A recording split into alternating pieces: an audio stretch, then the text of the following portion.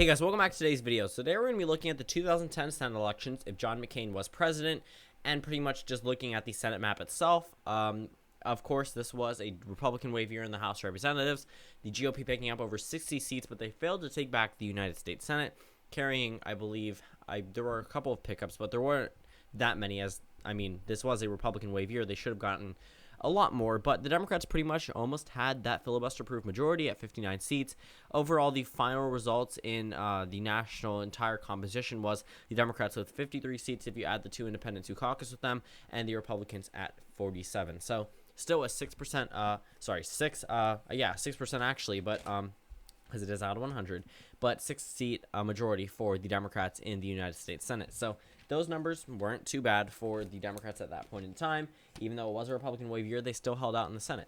Keep in mind, they did have a 6-seat majority, so there was a huge difference there. It's not as close as it is now, even though 2010 was an overwhelming supermajority. Overwhelming turnover in the House of Representatives in favor of the GOP. I believe there were maybe 1 or 2 pickups for the Democrats in the House of Representatives, and one of them was from Delaware, so it was already expected.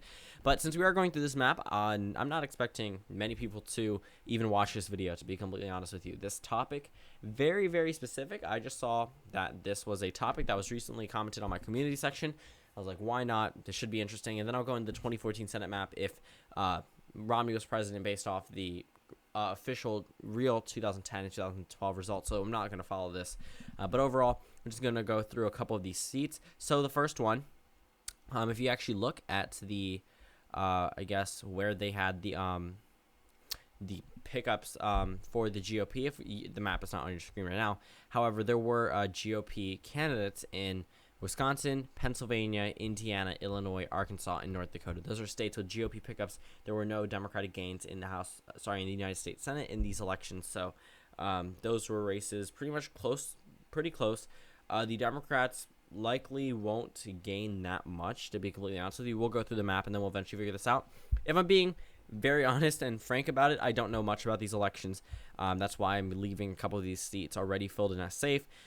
I wasn't there during 2010, not heavily invested in politics back in 2010. The most I did was go to vote with my parents in 2008, but still not much to see in this map right here. But overall, all these seats that are currently filled in were filled in by 270 to win, so not by my call. So if there's a mistake there, then there's a mistake there. But so we've covered a couple of the first few states. So Arkansas is a state that I'm going to be going in alphabetical order.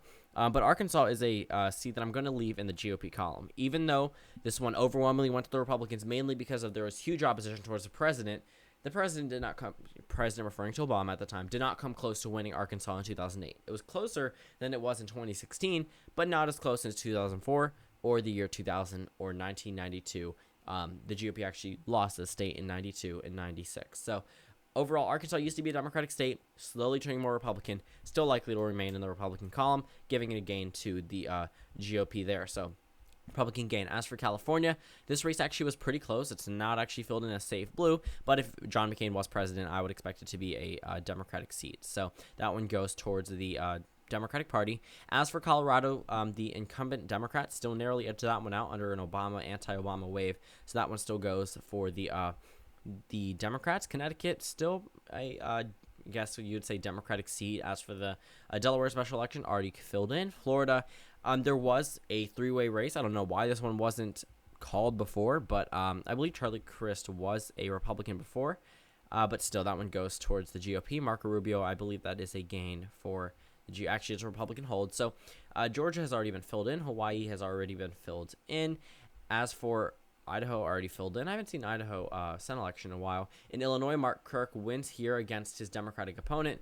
But in this scenario, if John McCain was truly president, I do think Illinois could narrowly edge out for the Democrats, which is the first one going from red to blue in this new map. And now the Democrats have retained the majority in the United States Senate at 51 seats, the Republicans 38. So for Indiana, this race was pretty close. However, the failure to run an incumbent in a Republican wave year, even though this would be a Democratic wave year in this scenario, we don't have that type of information that the incumbent Democrat would even run, even if it was a Democratic wave year. So Indiana still goes towards the GOP just based off the candidates alone, along with Iowa. That one easily goes to the GOP. That was a huge blowout.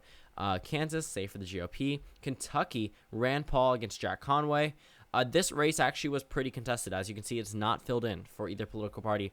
I think if this truly was a Democratic wave year, we could see Kentucky narrowly go towards the Democrat. And the reason why I'm saying this is Kentucky has pretty much had a Democratic legislature leading up into 2016. Kentucky is a very interesting and weird state. Not in a bad way, though. Kentucky has pretty much been Republican since the year 2000. However, their state legislature has shown otherwise. Statewide and local elections have pretty much gone to Democrats for a while. Maybe not Senate elections, maybe not governor elections, but in those state legislature elections, for some reason, they keep electing Democrats. As of 2016, the Republicans officially have the majority in terms of representation in Kentucky. However, it was just very interesting seeing Kentucky itself. Keep in mind, this was 8 years before the 2016 presidential, no, 6 years. Years before the 2016 presidential election. Kentucky, even though it's not proclaimed as a Democratic state, I personally do not think Rand Paul would have won by this margin, much less have won this race itself. Rand Paul won with 55.7% of the vote. Keep in mind, Kentucky is a very Republican state, as it is right now. Jack Conway got 44.2%. You could never see someone like Hillary Clinton doing that today, or possibly even a Democrat, unless it was against someone like Mitch McConnell. Now, this is a race that I'm going to be yelled at for, but Kentucky, I do see narrowly going towards the Democrats. And also, if you look at primary turnout, not good news for the GOP there either. Keep in mind, there are a couple more a lot more Democrats in Kentucky than there were Republicans. It's just they typically voted for the Republicans in the presidential elections. As for Louisiana, the Republican incumbent would win his election there. I still expect him to win there, even if it could be narrow. Maryland has already been filled in. There's my home state of Maryland. The Massachusetts special election we are not talking about. If it was a McCain year, anti-McCain year, then I think that one would go towards the Democrats, giving them a total of 60 seats. But that's not the topic of this video. For Roy Blunt against Robin Carnahan, that one is something that could be pretty interesting, but overall, I think that one could narrowly land in the GOP column. Again, not a 14-point margin at all, less than probably 5%. As for the Nevada election, Democratic incumbent, I think that he could, Harry Reid can narrowly edge that one out. For New Hampshire, Kelly Ayotte won that one easily. I'm surprised that this one is actually rated as only leading Republican, considering she won by over 20%. New York easily goes towards the Democrats. Now, there was a New York special election to replace Hillary Clinton. We're not talking about that one. North Carolina, safe for the GOP. For some reason, personally, I do think North Carolina definitely could get a little bit closer. In terms of primary turnout, the Democrats did have more voters in the primaries, and the Democrats consistently led in opinion polling nationwide for the the generic ballot leading up into even an anti-Obama wave year. The Democrats led by double digits at some point in time in the generic ballot in 2010. There's never been a point where the Republicans have led in the 2018 generic ballot. So 2018 is different than 2010. 2010 definitely could have been a Democratic wave year if Obama played his cards right. John McCain being president is not going to help many GOP candidates. And North Carolina, for right now, we're going to leave narrowly in the Republican column only because Richard Burr is the incumbent.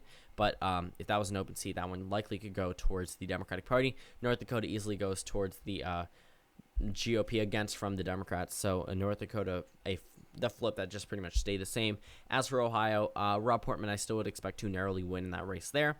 As for the state of Oklahoma, we're not going to talk about that one much. That is not the snowball senator.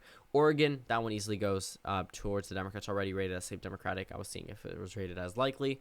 As for Pennsylvania, this one I actually expect to go towards the Democratic Party very narrowly, only because the Pennsylvania victory was likely in retaliation towards the president. And Pennsylvania is a pretty Democratic state, even it is today, with a double-digit lead for the Democratic senator, the Democratic governor, and some Democrats in House races. So Pennsylvania, still a Democratic state, even though it did go to Trump in 2016. Still against John McCain, could likely go towards the Democratic Party. South Carolina, not much to see there, still a GOP seat. South Dakota as well, a GOP seat. I believe, the incumbent had no opposition. For Utah, still going towards the GOP. Vermont, Patrick Leahy, that one goes still in his column. In Washington, that one was a closer race. I believe this Republican candidate ran multiple times, but still, Washington goes towards the Democratic Party. And then we can go down and look at our next race. The West Virginia special election, Joe Manchin wins that race. So I would expect him to win it yet again. And let's see, the final race to call, the state of Wisconsin. So Ron Johnson defeated Russ Feingold. If this truly was a anti-Republican wave year, I would expect Wisconsin to remain in the Democratic column with Russ Feingold. I believe he went up in 2016 for a rematch. Yep. he did, but he lost. Even though he was expected to win, he lost, I believe, by even a larger margin. Actually, no, not a larger margin, but around the same margin as in 2010.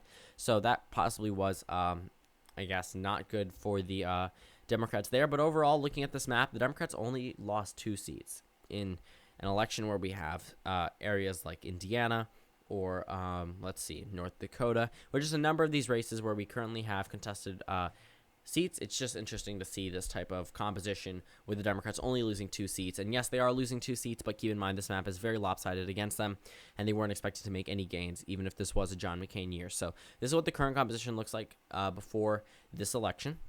And this is what it looks like after. We're going to flip this map, and then we're going to see what it is now. So, with a Democrat-Republican from North Dakota, South Dakota, Nebraska, Iowa, Missouri, Arkansas, Louisiana, Kentucky, Ohio, North Carolina, Florida, New Hampshire, Massachusetts, Nevada, and Alaska. Overall, those states are all purple states, which mean 1 Democrat, 1 Republican. As for blue states, Washington, Oregon, California, Montana, Colorado, New Mexico, Minnesota, Wisconsin, Michigan, Illinois, Pennsylvania, Maryland, West Virginia, Virginia. I believe I didn't mention Hawaii, did I? Yeah. Delaware, New Jersey, New York, Vermont, Connecticut, Rhode Island. And then the red states, Maine, surprisingly, that was pretty surprising. Indiana, a little surprising. Georgia, not so much. South Carolina, Tennessee, Alabama, Mississippi, not so much.